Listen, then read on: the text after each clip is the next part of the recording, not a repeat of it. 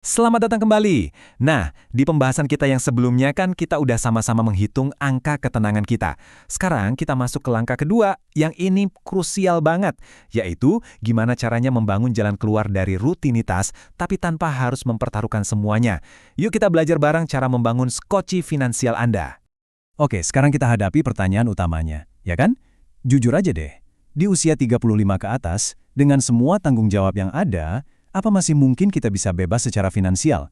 Apalagi, tanpa harus nekat, gitu aja, berhenti dari pekerjaan yang selama ini jadi penopang hidup keluarga? Jawabannya, tentu saja bisa. Banget malah. Tapi, ada tapinya nih. Caranya bukan dengan nekat loncat dari kapal yang lagi berlayar. Bukan. Caranya adalah dengan sabar membangun sebuah skoci penyelamat dulu. Sebuah jalur aman yang kita siapkan di samping kapal utama. Ini dia nih dilema yang saya yakin banget banyak dari kita rasakan. Di satu sisi udah jenuh, capek, bahkan mungkin burn out sama kerjaan, tapi di sisi lain, ya gimana dong, selip gaji bulanan itu kan penyambung hidup, buat bayar cicilan, sekolah anak, dan semua kebutuhan keluarga, bener kan? Coba lihat angka ini. Bikin deg-degan kan? Angka segini mungkin terasa familiar. Bisa jadi ini estimasi biaya kuliah anak Anda nanti. Angka inilah, angka-angka besar lah yang seringkali bikin kita ngerasa kejebak. Kayak tembok besar yang bikin ide buat berhenti kerja itu, rasanya mustahil banget. Dan ini kenyataan yang harus kita akui. Setelah umur 35, energi kita itu bukan sumber daya yang nggak ada habisnya. Beda energinya udah nggak kayak dulu lagi pas umur 20-an. Kita udah nggak bisa lagi kerja kantoran dari pagi sampai sore, terus hajar lagi kerja sampingan sampai tengah malam. Model begitu cuma bakal bikin kita tumbang, nggak bakal awet. Karena itu, prinsip utamanya harus kita ubah total. Apapun yang mau kita bangun di samping pekerjaan utama, syarat wajibnya cuma satu, harus rendah stres. Ingat, kita ini bukan lagi mau nambahin pekerjaan kedua, bukan. Kita ini lagi mau bangun sebuah skoci.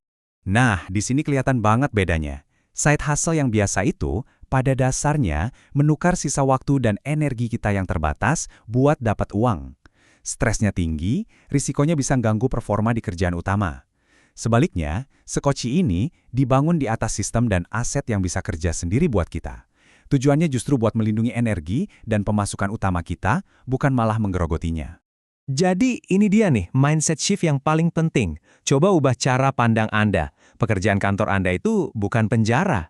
Anggaplah itu sebagai sponsor utama Anda, investor utama, yang mendanai seluruh proyek pembangunan skoci kebebasan finansial Anda. Keren kan kalau mikirnya gitu? Oke, cukup teorinya. Sekarang kita masuk ke yang praktis. Bentuknya skoci ini kayak gimana sih? Ada 3 pilihan mesin uang semi pasif yang bisa Anda mulai bangun selagi Anda masih kerja kantoran. Peta jalannya ada 3, ada jalur dividen, jalur tersistem, dan yang terakhir jalur intelektual. Masing-masing punya karakter yang beda-beda. Ayo kita bedah satu persatu. Pertama, jalur dividen. Nah, ini jalur yang paling pasif. Cocok banget buat Anda yang lebih suka jadi investor daripada pusing ngurusin bisnis. Fokusnya simple, bangun portofolio saham-saham bagus atau reksadana pendapatan tetap yang rutin ngasih dividen atau kupon. Ini benar-benar mesin uang yang jalan sendiri tanpa perlu kita tengokin tiap hari. Kedua, jalur tersistem. Kalau Anda pengen punya bisnis fisik, kuncinya satu, otomasi dari hari pertama.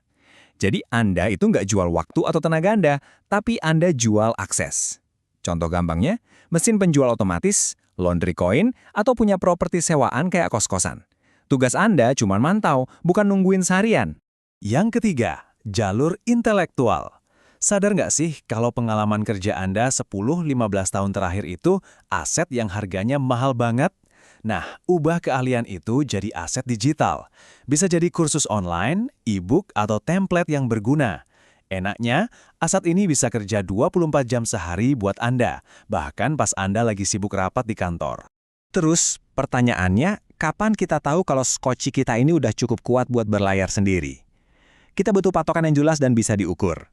Nah, inilah yang kita sebut tes kelayakan, atau gampangnya, aturan 70%. Aturannya sederhana aja.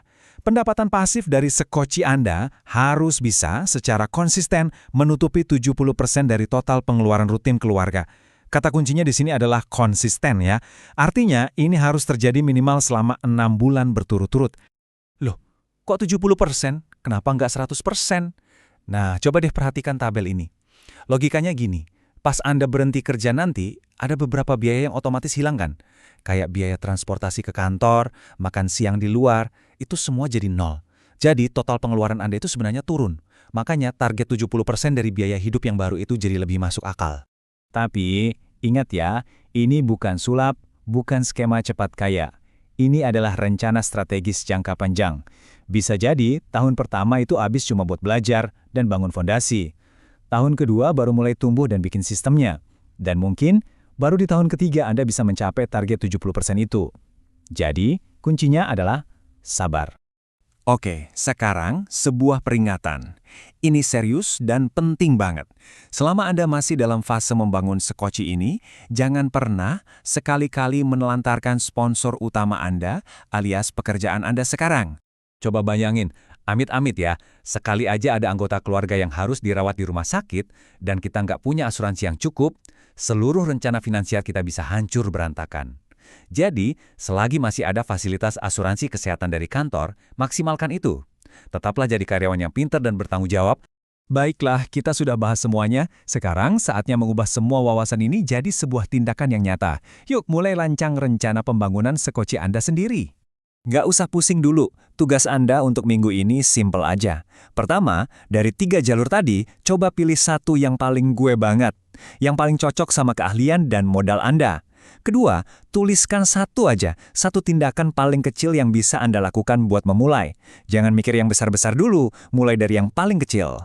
Pada akhirnya, ketenangan sejati itu datangnya dari persiapan, bukan dari pelarian. Nah, sebagai penutup saya penasaran banget, Sekoci seperti apa sih yang sedang atau mungkin akan Anda bangun?